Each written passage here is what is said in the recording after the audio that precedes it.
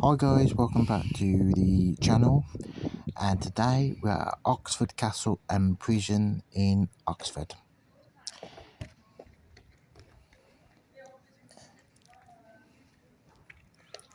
Oxford Prison dates to the late 12th and early 13th century, and it became a prison from 1785 onwards and expanded in 1876, and the prison closed in 1996.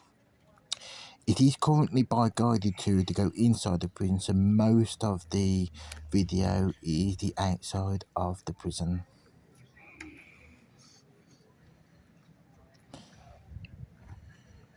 What you're currently seeing is the old prison block that closed in 1996.